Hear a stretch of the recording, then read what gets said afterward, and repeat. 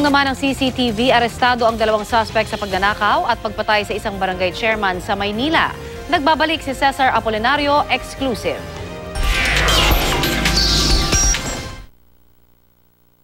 Wala nang buhay ng datnan ng mga pulis sa madamong bahagi ng barangay Gitnang Bayan, San Mateo, Rizal, ang 44 na taong gulang na biktima umano ng pangho-hold up.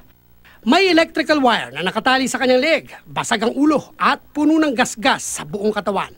Lumabas sa otopsiya na basag ang kanyang tadyang dahil sinagasaan umano sa katawan ng maraming beses.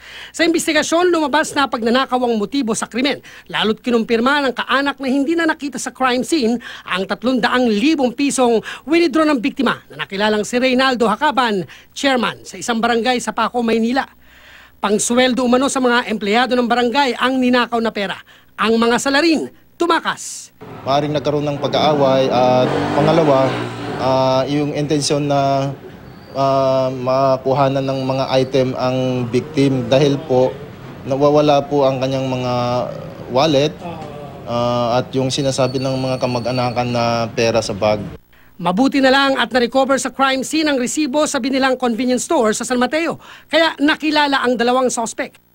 Ang isa hindi pinangalanan dahil menor de edad. Sa CCTV, makikitang bumaba ang dalawang sospek sa sasakyan ng biktima pasado alas 11 ng gabi ng September 11. Binuksan ng biktima ang bintana sa likuran at makikitang inabutan sila ng pera. Dito na raw napansin ng mga sospek ang dalang bag na may lamang maraming pera. Agad pumasok sa convenience store ang dalawa at bumili ng alak. Sa loob pa lang ng convenience store, makikita ang pagmuestra ng planong pananakal sa biktima. Paglabas ay sumakay muli ang dalawang sospek sa sasakyan at saka umalis. Nakita sa biktima ang wire na pinaniniwala ang ginamit pang sakal. Ang kinamatay ay asphyxia, yung pagkasakal ng electrical wire sa kanyang leeg. Secondary po yung pagsagasa sa kanya. May dalawa pong tire mark sa kanyang parting dibdib at ulo. Malaking tulong daw ang CCTV. Nakilala mga sospek at mga ebidensyang nakita sa crime scene.